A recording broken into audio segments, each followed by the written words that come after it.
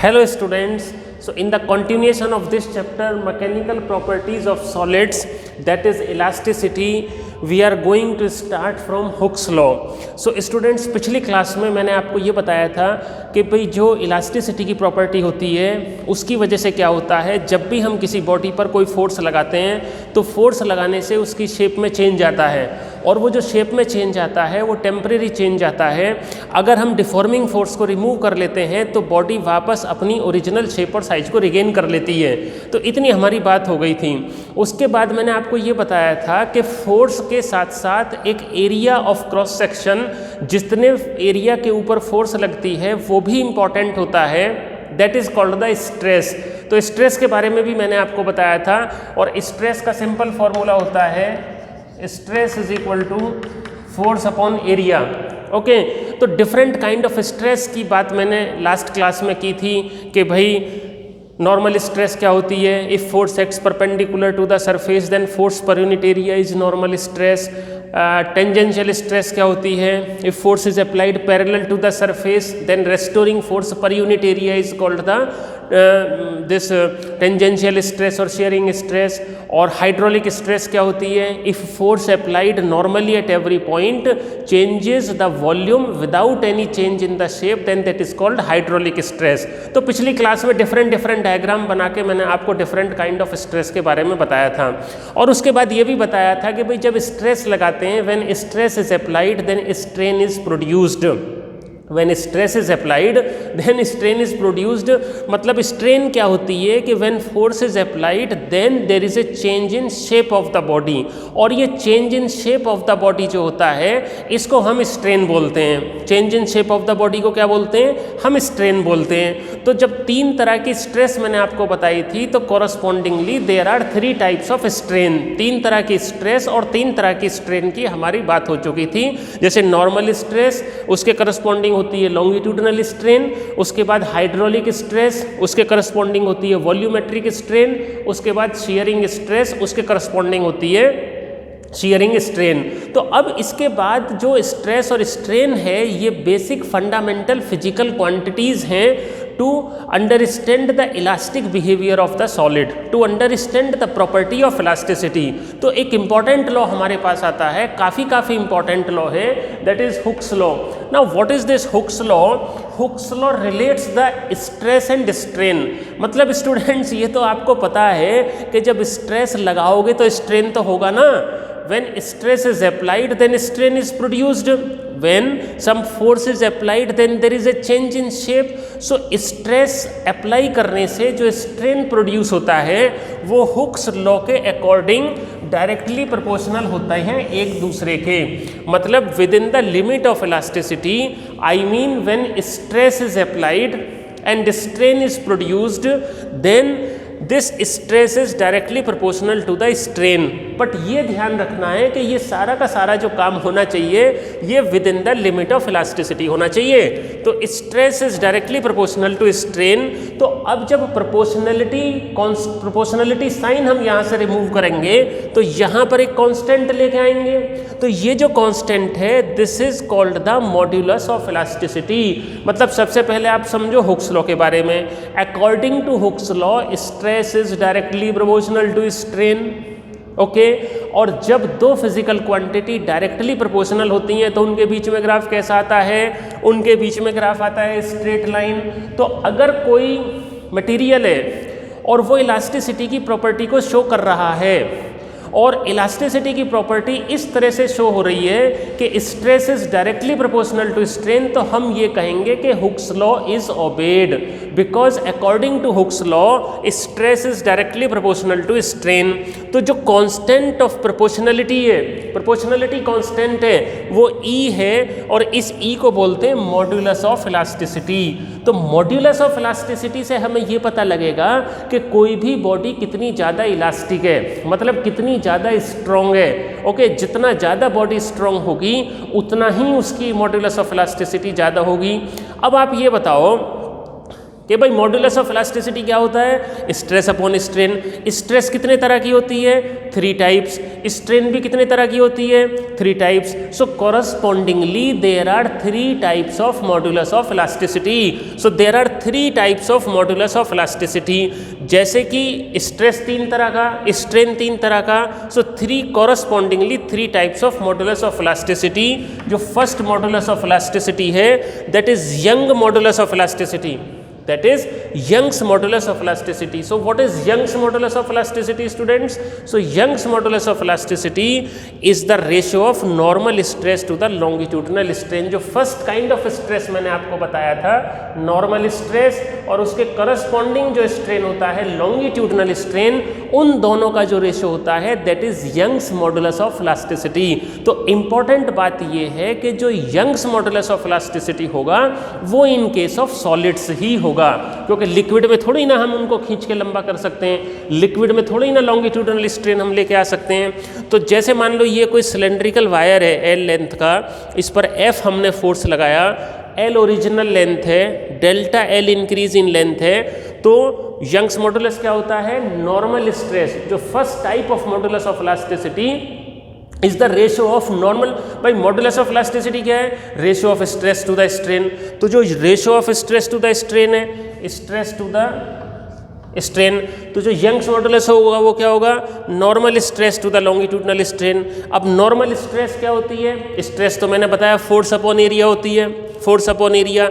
Strain क्या हो जाएगी, जो लॉन्गिट्यूडनल स्ट्रेन है यहाँ पर लेंथ में चेंज हुआ है तो ये हो जाएगा change in length upon original length, तो F upon A upon delta L by L, L हमारा ऊपर चला गया तो FL upon A delta L। तो बहुत ही भन्नाट तरीके से, बहुत ही सटासट मेथड में हम ये करते चले जा रहे हैं कि जो जैसे हमने पहले स्ट्रेस किया, स्ट्रेन किया, स्ट्रेस और स्ट्रेन का रेशियो क्या होता है, मॉडुलस ऑफ इलास्टिसिटी। तो Young's modulus of elasticity is the ratio of normal stress to the longitudinal strain.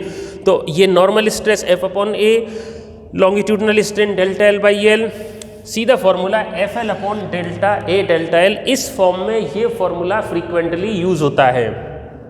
कई बार अगर हमको फोर्स अप्लाइड नहीं गिवन है, मतलब mass is suspended to a wire, तो मास से फोर्स कैसे निकलेगा, मास से फोर्स कैसे निकलेगा। मान लीजिएगा m मास की बॉडी है तो कितना फोर्स लगाएगी, mg फोर्स लगाएगी।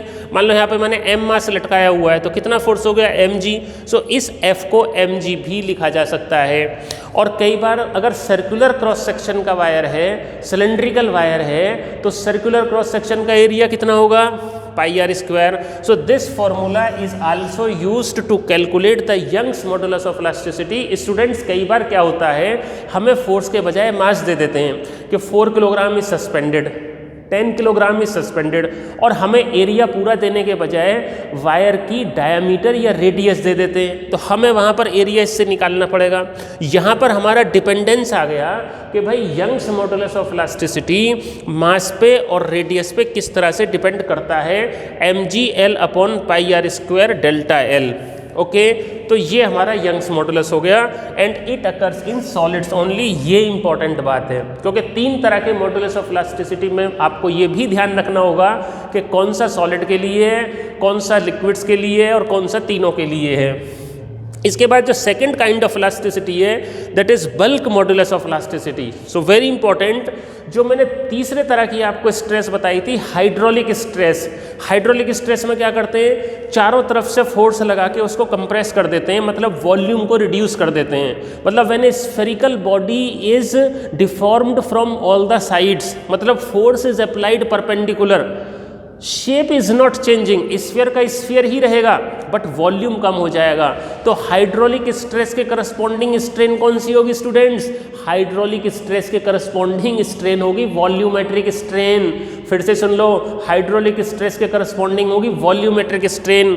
तो बल्क मॉडुलस, इन दोनों का जो रेशियो है, hydraulic stress upon volumetric strain, that will be the bulk modulus of elasticity. So within the limit of elasticity, this is the ratio of hydraulic stress to the volumetric strain. So B is equal to, ये मेरी hydraulic stress हो गई, force upon area. Stress तो क्या होती है, force upon area upon volumetric strain. जो strain होती है change in dimension upon original dimension.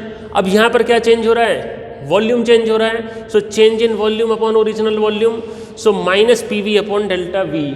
कई बार क्या होता है कि जब हम प्रेशर भी डालते हैं, जैसे लिक्विड के केसेस में या इवन सॉलिड में भी प्रेशर अप्लाई कर सकते हैं, तो प्रेशर कितना इंक्रीज हुआ, पहले से कुछ प्रेशर होता है तो कई बार इंक्रीज इन प्रेशर भी यहाँ पर आ जाता है, तो ये P की जगह कई बार डेल्टा P भी लिख लिया जाता है, क्योंकि कितना एक्स्ट्रा प्रेशर हमने लगाया in order to change the volume through delta V। अब यहाँ पर आप सोच रहे होंगे कि सर ये नेगेटिव साइन क्यों आया। ये नेगेटिव साइन इसलिए आया क्योंकि जब हमने बॉडी को कंप्रेस किया है हाइड्रोलिक स्ट्रेस लगा के, तो वॉल्यूम में डिक्रीज हुआ है, there is a decrease in volume. So negative sign indicates that there is a decrease in volume. और क्या होता है, जितने भी मॉड्यूलस ऑफ इलास्टिसिटी हैं, all the elastic constants are positive, so वो पॉजिटिव आए। अब मान लो डिक्रीज इन वॉल्यूम यहाँ पे नेगेटिव आएगा, तो नेगेटिव नेगेटिव पॉजिटिव होगा ना, तो इसलिए हमने यहाँ इसको माइनस लिखा है, क्योंकि डिक्रीज इन वॉल्यूम नेगेटिव होने की वजह से ये अल्टीमेटली फाइनली पॉजिटिव आए। समझ गए, ये तीनों में होता है, मतलब हम जो बल्क मॉड्यूलस है वो तीनों का होगा, सॉलिड्स का भी, लिक्विड्स का भी और गैसेस का भी। तो ये बल्क मॉड्यूलस ऑफ इलास्टिसिटी हो गया। ओके, अब जो थर्ड काइंड ऑफ इलास्टिसिटी, एक और टर्म यहाँ पर आती है छोटी सी, दैट इज कंप्रेसिबिलिटी। जो बल्क मॉड्यूलस ऑफ इलास्टिसिटी है उसका जो रेसिप्रोकल है वो होती है compressibility.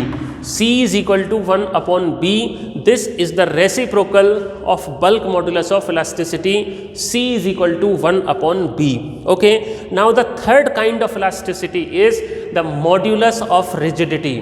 The third kind of elastic modulus of elasticity is the modulus of rigidity। तो एक ही तरह की स्ट्रेस बची, एक ही तरह की स्ट्रेन बची। हमने normal stress upon longitudinal strain discuss कर लिया, दैट इज यंग्स मॉडुलस। उसके बाद hydraulic stress divided by volumetric strain discuss कर लिया, दैट इज बल्क मॉडुलस। तो कौन सा बचा, शियरिंग स्ट्रेस और shearing strain. So with in the limit of elasticity the modulus of rigidity is the ratio of shearing stress to the shearing strain. Eta is equal to F by A by theta, so this is F upon A theta. It occurs in case of solids only, क्योंकि मैंने आपको diagram बना के stress में बहुत बढ़िया से पिछली क्लास में दिखाया था कि हम जो है साइड से कंप्रेस करके हम डिफ्लेक्शन प्रोड्यूस कर सकते हैं केवल सॉलिड्स में। हम लिक्विड में पानी को थोड़ी ना ऐसे कर देंगे, लिक्विड को नहीं कर पाएंगे। तो ये हो गया हमारा मॉडुलस ऑफ रिजिडिटी। और लास्ट टॉपिक जो इस चैप्टर का है, स्टूडेंट्स इस चैप्टर में कुछ सिलेबस आपका रिड्यूस हुआ है, तो रिड्यूस करने के बाद ये लास्ट टॉपिक हमारा बचता है, that is stress strain curve of a metal wire. और हम ये भी लिख सकते हैं stress strain relationship, stress strain relationship of a metal wire. ठीक है, stress strain relationship of a metal wire.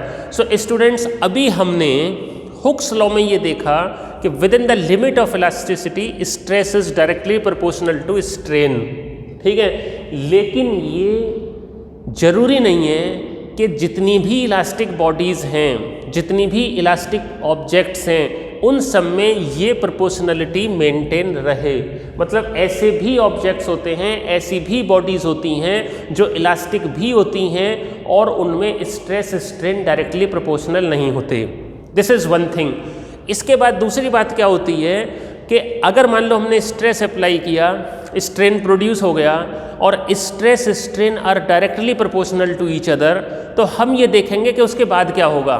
मतलब हम कंटिन्यूसली स्ट्रेस इंक्रीज करते चले जाएं, अगर हम जो फोर्स डिफॉर्मिंग फोर्स है उसको कंटिन्यूसली इंक्रीज करते चले जाएं, तो जो स्ट्रेन प्रोड्यूस्ड होगी उस पर क्या असर पड़ेगा, वो कैसी होगी, हम ये देखना चाहते हैं। तो ये कैसे देखेंगे, यहाँ पर मैंने ग्राफ प्लॉट किया गया है। एक मेटल का वायर है, जैसे मान लो यही मेटल वायर है और इस पर मैं फोर्स लगा के स्ट्रेस डाल रहा हूँ। तो जब मैं स्ट्रेस डाल रहा हूँ तो यहाँ पर क्या होगा, इसमें स्ट्रेन प्रोड्यूस हो रही होगी, इसमें क्या हो रही होगी, स्ट्रेन प्रोड्यूस हो रही होगी। तो अब स्ट्रेस और स्ट्रेन की क्या रिलेशनशिप, किस तरह से स्ट्रेस और स्ट्रेन में वेरिएशन आएगा, ये हम इस ग्राफ में देखेंगे। तो इनिशियली जब स्ट्रेस अप्लाई करते तो आप देखें कि इधर स्ट्रेन लिया हुआ है एक्स एक्सिस पर, वाई एक्सिस पे स्ट्रेस लिया हुआ है, ये स्ट्रेस है वाई एक्सिस पे। ठीक है, तो इनिशियली जब हम स्ट्रेस इंक्रीज करते हैं तो strain also increases and it graph is a straight line. Graph straight line ये बताता है कि stress is directly proportional to strain. तो ग्राफ का जो ओ से लेकर ए तक का पार्ट है that is a straight line, और इस रीजन में ओ ए रीजन में प्रोपोर्शनलिटी लिमिट मेंटेन करती है और हुक्स लॉ ओबे होता है। जैसे ही हम ए के आगे चलते हैं, ए के आगे चलने से ग्राफ हो गया कर्व, और ये कर्व होता चला गया। तो ए से जैसे ही हम स्ट्रेस इज फर्दर इंक्रीज्ड, मतलब बियॉन्ड ए स्ट्रेस को थोड़ा सा और बढ़ाएंगे तो स्ट्रेन तो प्रोड्यूस होगा, लेकिन हुक्स लॉ ओबे नहीं होगा। प्रोपोर्शनलिटी लिमिट के बाद स्ट्रेस इंक्रीज करने से ग्राफ स्ट्रेट लाइन नहीं है, ये कर्व है। मतलब स्ट्रेस लगाने से स्ट्रेन प्रोड्यूस हो रही है, but they are not proportional to each other. Graph is a curve. तो अब इसमें क्या हो रहा है, इसमें ग्राफ कर्व आ गया। स्टूडेंट्स ये बात बहुत इंपॉर्टेंट है, ध्यान रखनी है। ये ग्राफ कर्व आ गया, इसका मतलब ये नहीं है कि बॉडी इलास्टिक नहीं है। Elasticity is still maintained, elasticity is still maintained. A के बाद भी स्ट्रेस इंक्रीज करने से, ए के बाद भी स्ट्रेस इंक्रीज करने से body maintains the property of elasticity. मतलब बी तक ले जाने के बाद भी अगर आप फोर्स हटाओगे, इफ फोर्स इज रिमूव्ड और वायर इज अनलोडेड, मतलब मास आपने लोड हटा लिया वहाँ से, तो फिर भी क्या होगा, वन मिनट ठीक है, फिर भी क्या होगा, ये वापस क्या होगा, अपनी उसी पोजीशन में लौट आएगा। तो body maintains its property of elasticity. Okay, इसके बाद जब हम फर्दर इंक्रीज करते हैं बी से सी में, तो बी से सी में जाने पे क्या होता है, ये इलास्टिसिटी को लूज कर देता है, body loses it's elasticity. Okay, तो बी के करस्पॉन्डिंग जो स्ट्रेंथ होगा that is called yield strength. All right, और यहाँ सी पर जब हम अनलोड करेंगे, स्ट्रेस हटाएंगे, तो ये परमानेंट सेट हो जाएगा। फाइन, इसके बाद ये प्लास्टिक रीजन में चला जाएगा। ये पूरा रीजन प्लास्टिक रीजन है और स्ट्रेस कॉन्टिन्यूसली इंक्रीज होता चला जा रहा है। डी पर जाने के बाद अगर स्ट्रेस डी से आगे फर्दर इंक्रीज करेंगे तो बॉडी ब्रेक्स, वायर ब्रेक हो जाएगा, रप्चर हो जाएगा। तो डी के कॉरस्पॉन्डिंग जो स्ट्रेस होती है दैट इज टेंसाइल स्ट्रेंथ और अल्टीमेट स्ट्रेंथ, और यहाँ पर ये होती है यील्ड स्ट्रेंथ। सो इस तरह से स्ट्रेस स्ट्रेन रिलेशनशिप कंप्लीट, और ये चैप्टर हो गया complete. Okay, thank you and thank you so much.